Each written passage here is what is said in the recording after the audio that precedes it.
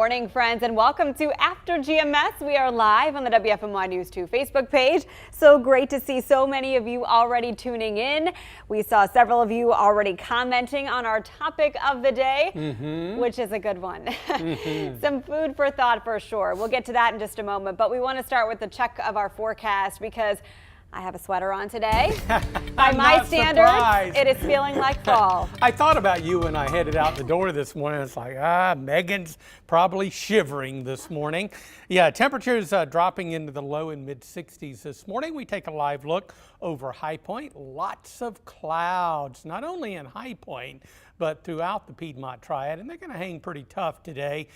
Conditions in High Point, the temperature is at 64 degrees under that mostly cloudy sky. Satellite radar movie, lots of clouds, but no measurable rainfall. We've been talking about maybe a sprinkle this morning. We had a few leftover showers overnight, but those are pretty much dissipated. And I think any showers today are really going to be few and far between, only about a 30 to 40% chance of a passing shower. Just enough of a chance. Probably a good idea, just keep the umbrella on standby just in case you get under one of those isolated showers today. Low pressure that moved through western North Carolina yesterday is now over central South Carolina. Circulation around that low is pulling in some moisture off of the Gulf Stream, and that's giving us a lot of extra clouds, but going to help to hold the temperatures in the lower 70s for highs today. Now, tonight and tomorrow, the low pressure on the move. It'll move off the coast of Wilmington by tomorrow, and it'll be far enough away that I think we'll start to see more in the way of sunshine.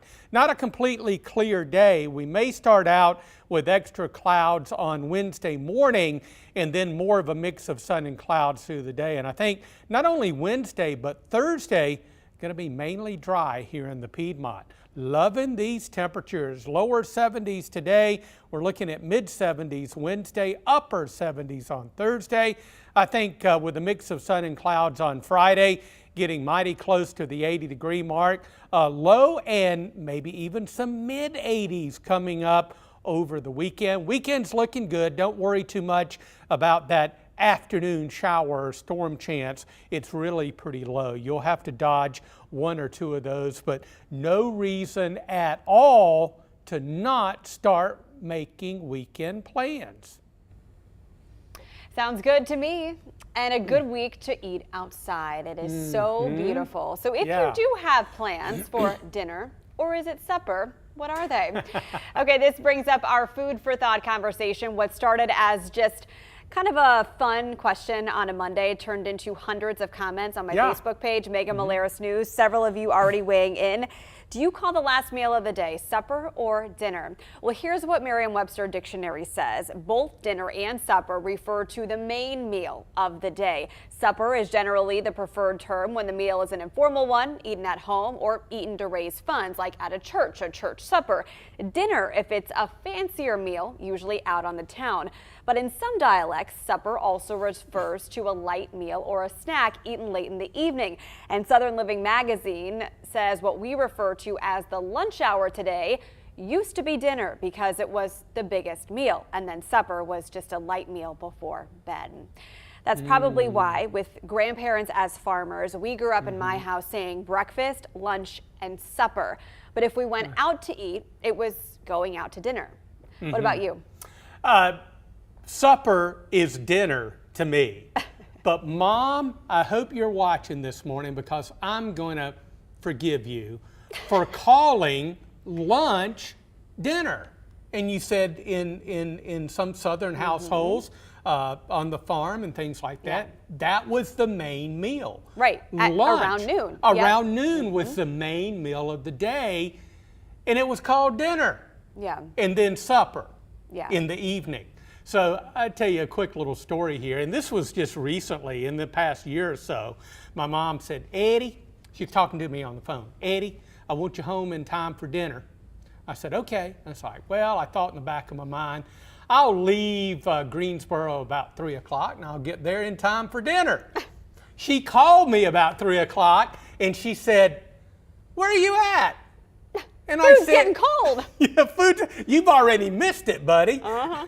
And she was referring to lunch, what I know as lunch, and what I call lunch, as dinner. So I missed a good meal. And now we joke about it. When she says, I want you home for dinner, I was just like, are you talking about supper or are you talking about lunch? I want to be clear because I don't want to miss that good home cooking. I'm sure she saved you a plate, Ed. Oh, Her yeah. favorite Oh, son. yeah. But it's funny. We've always had, and now I know. I didn't know this. It's like, where did she get this terminology calling lunch dinner? But you just explained that. That's great. Yeah, and probably because you have family who are farmers. Right. That makes sense. Lunch was a big afternoon meal. Re-energize yourself for the afternoon work, and then supper, just a light meal before bed. Yeah, Mom is forgiven. There you go.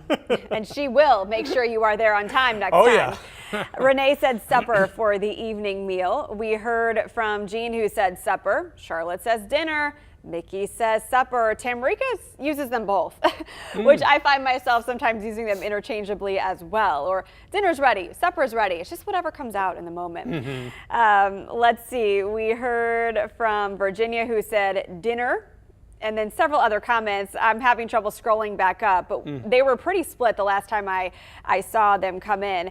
And it was funny, I saw a post from this somewhere else, and someone had commented the reference to the Bible and the story about the Last Supper. This person said, seriously, it's not the last dinner. Jesus referred to it as the Last Supper. Because it was a small meal late in the day with the disciples.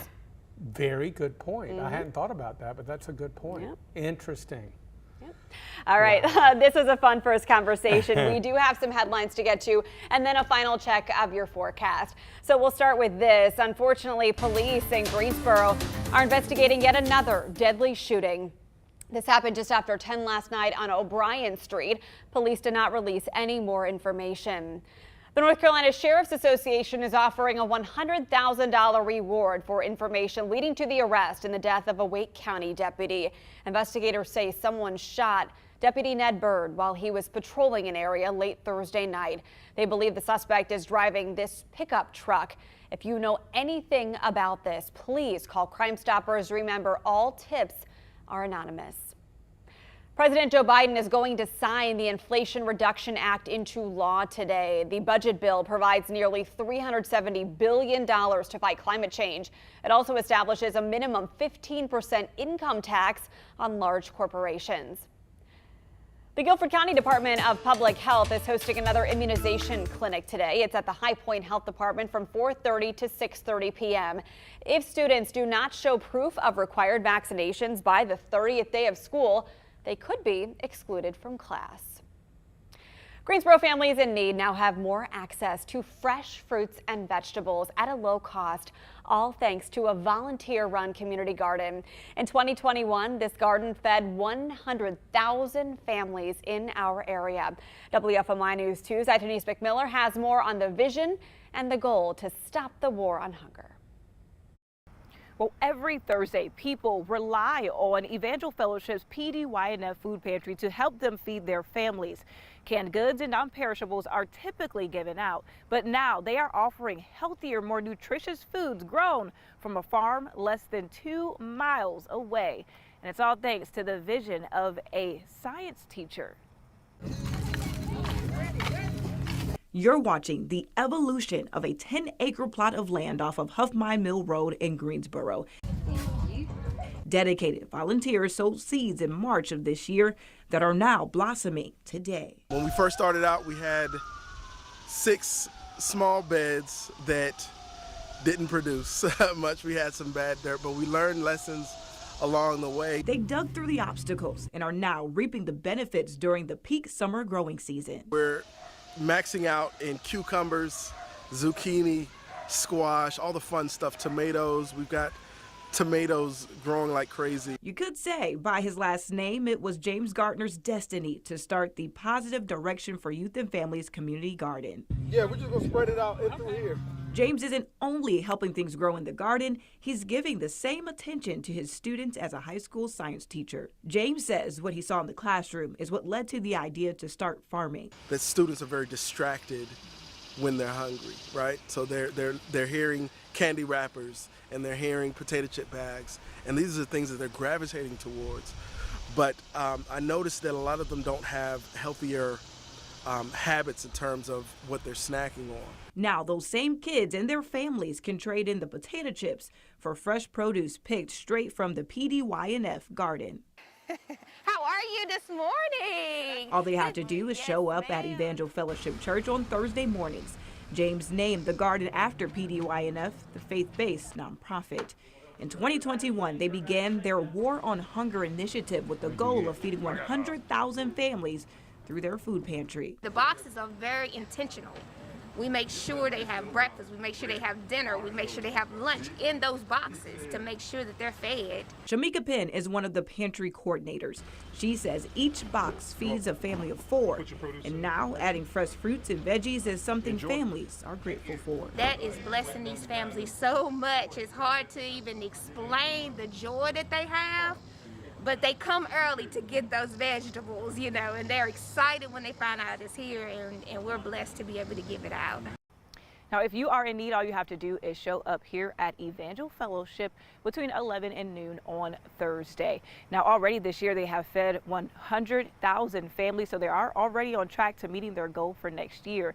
Now, Gardner says that on top of feeding families, the goal is to educate and motivate the next generation of Black and brown farmers.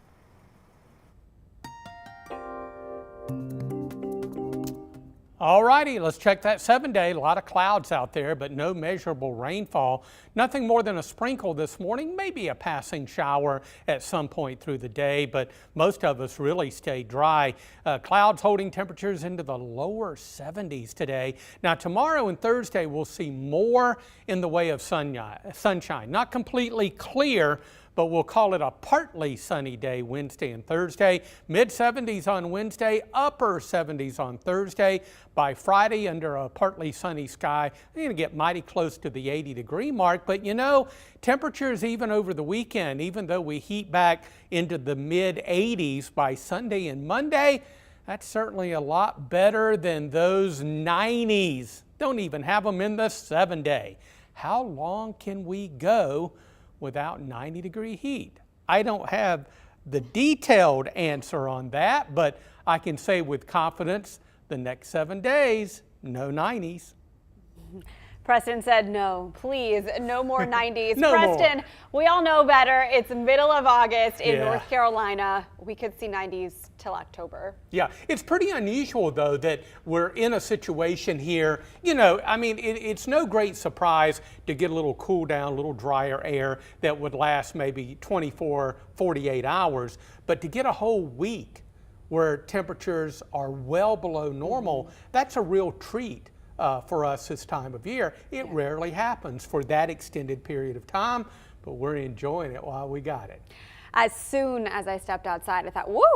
I feel like I need to be looking at pumpkins and smelling pumpkin spice because you could just feel that sense of fall, even though it is fleeting. And what type of weather is this? You put a comment. I said it's sweater weather. And I laughed. and looked at the comments. He said, who the heck just wrote sweater weather? And he's like, oh, it's you. I read the comment first, and I thought, wow, who would say that? And then I saw Megan Malaris, and I said, oh, okay, I get it. You know, I've long said the coldest season in the South is summer at the office. So now we have the air conditioning and cooler morning lows. So I thought, all right, let me just put on long sleeves today. Feel comfortable, right? Yeah. Okay, hey, thank you so much for spending part of your morning here with us. Tamiko said, by the way, way to go to that fellowship church that does the awesome community garden. Yes. What an amazing opportunity. If you feel called to help because you saw that segment and thought, hey, I could do that, check out the information. It's in the Good Morning Show page on WFMYnews2.com. Yeah. Thanks for spending part of your morning with us. We'll see you on WFMY News 2 at noon. Get out there and get to it.